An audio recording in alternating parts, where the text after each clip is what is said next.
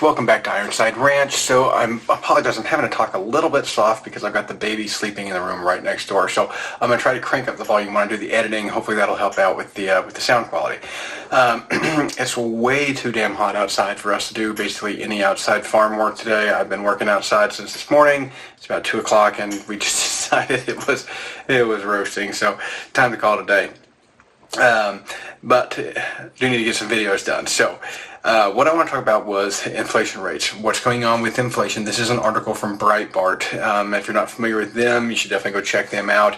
And I want to talk about what they're seeing as the average cost of inflation to the kind of typical American family, right? Now, before we jump into that, one of the things I do want to answer is the Alex Jones comment I made in another video, because a lot of people have gotten really upset and gotten their feelings hurt about this. So here's a couple things. I have never once said I disagree with Alex Jones's message. From what little I've heard of him, things that I like about what he says, I like things that his stance on like Second Amendment stuff as a general rule. But again, I don't read into it. I don't look at him very much because I don't particularly care for him as a person. He's not somebody I want to get my news from. That's why I don't like him. I don't like a guy that sits there and rips their shirt off on the TV and screams into the camera. It's just, hey, it's not for me. If you like him, that's okay. We're allowed to be different. And so for everybody that got upset, you need to not be upset. I'm not saying I disagree with his messages. I just find that I can get a very similar message from somebody I like better, like maybe Glenn Beck or somebody like that.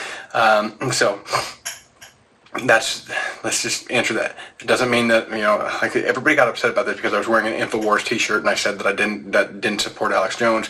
I just don't think Alex Jones presents the message in a helpful way. That's why I don't like him. It's okay if you like him and want to listen to him. I have no problems with that. Okay, so let's talk about the inflation rate. Inflation, according to Breitbart, inflation will cost families an additional $5,520 per year, increasing from the projections in March, according to Moody's. President Biden's 40-year high inflation will cost American households an average $5,520 or $460 per month. Okay, so that's the breakdown of the Moody's analysis. Now, this is really, really substantial. $5,500 a year. Most of us didn't receive that much of a raise, and even for my company, I would love to give our employees that much of a raise, but we can't afford it right now. There's no way that we could do it. We'd have to let people go, and it's not because we're being greedy and trying to make a higher profit. It's simply because the numbers aren't there, because I can't raise the prices yet in my business enough. That's the problem when you have stuff like this, is that you can only raise the prices gradually. You can't just all of a sudden go from charging $400 for a home inspection to $800 for a home inspection.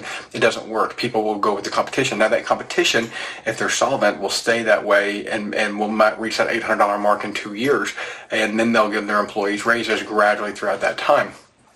But it can't happen overnight, and so we don't have an option to do that. So we have to, right now, we have to just make sure that we're getting our savings account up, getting ready for the slow season. We're doing our due diligence as far as making sure that we have money in a savings account, money in to be able to pay those salaries and those taxes and everything on it. Because regardless of what your thoughts are on the inflation rate, salaries and taxes are going to be paid with U.S. dollars, at least for the time being. It may come a time in the future where salaries are paid with crypto, but as of right now, they're paid with U.S. dollars. Okay, 46% of people are either dining out less or consciously spending less when dining out. 31% are driving less. 23% are spending less on vacation. That includes us, so y'all know we just got back from vacation, but we actually had 2 vacations planned this summer, and we are not going to be going on the second one. It's a beach trip. We're still going to send our kids with the in-laws and everything, but Maylin and I decided, for one, it was too expensive. 2, we couldn't take the time away from our business, and so we had decided to not go. And so that's, a lot of families are getting hit with that, and it's really taking its toll on people's kind of emotional well-being, right? 20% are taking measures such as canceling subscriptions to the gym, cable, etc. Most of those things you didn't need anyway, because most of them you weren't using. And now, don't get me wrong, when I lived in an apartment in Birmingham, I had a gym membership and I used it every day, but the vast majority of people, there's lots of studies on this, and end up not using that stuff. So it's you should be going through your subscriptions regularly and making sure that you're not paying for stuff you don't need. We currently, I don't think we have any subscriptions here at the house. I think we've gotten rid of all of them just because we found out that we really didn't need them, and most of them weren't beneficial. There's some that were nice to have, but And I think they're great business models, don't get me wrong, but I think people can, as a general rule, cancel a lot of those. And yeah, anyway, so things like Netflix and stuff like that, it's convenient and it's $10 a month, but there's a lot of other things that you can do, like getting the Roku boxes and getting set up on there. I should say we have one subscription. We do have Amazon Prime, and that's because with other free shipping. Actually, I don't even care about the stuff that we watch. I want the free shipping. Let's see, 42% are changing how they shop for groceries. So bottom line is that this is really starting to work its way into people's household incomes and into their budgets on a more monthly basis. I know our personal food budget is up about 30% from where it was this time last year, and we actually produce more of our own food than we did last year, which is substantial. We produce 100% of our own meat, with one exception. Like I told you guys, we do buy a little bit of chicken off farm, so I should say 98% of our own meat. We buy a little bit of chicken off farm, and that's mostly just because we found people that raise it ethically the way that we want it to be raised, and their prices on it are about what it would cost us to raise them out anyway. So it's easier, just basically I get the butchering for free than if they do it. Let's see. 74% of respondents are saying that the soaring gas prices are extremely important. And so these are just kind of the general numbers of what's going on with our inflation. And so I want you guys to keep this in mind. Is there really a way to beat inflation? Not from a practical standpoint, no, other than buying things that you need now and buying them before the inflation gets worse. Things like food, now would be a time to buy your food. If you can afford to start annualizing some of your budget, now is the time to do that.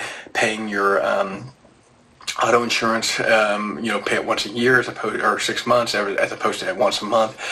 See if you can prepay phone bills and stuff like that. That will certainly help. But at the end of the day, there's not really a good way to beat it other than putting your money into assets that will beat it. This is why the majority of our savings account has been moved to hard assets, and that we actually consider like our hay storage to be kind of a hard asset for our savings account, because that is more important to us than the actual cash. And so if I keep $1,000 aside for hay, at this point in time, I'm better off buying it and covering up the tarp and storing it. So because then at least I'm not losing that money to inflation as it continues to eat things away. So anyways, that's what I wanted to share with you guys. I wanted to show you exactly what the inflation rate is doing to you, how it's affecting you, and what you can probably continue to expect to see throughout the remainder of this year with those inflation rates. It doesn't look like it's going anywhere, like it's going to get any better, and it probably is going to get worse. Everything seems to get worse before it gets better. So keep that in mind. Stay vigilant out there. Stay sharp with what you're spending your money on. Now is not the time to go out and get a bunch of debt, thinking that if the inflation goes crazy, you're going to be able to pay it off real easy. Now is the time to be much more conservative with your spending. And even though the inflation is eating away your cash, you definitely do still want a cash position on hand. You definitely want to make sure you have gold, silver, cryptocurrencies. You definitely want to make sure that you have hard assets. Now is the time to be looking at those side hustles that you've been wanting to start buying up the equipment for that and get what you need. Be thrifty about it, but move forward with it. All right, thanks again for watching, guys. I really appreciate it. And we will, like I said, we're going to do a couple videos here now so get some content out to you. And so we'll catch y'all tomorrow morning.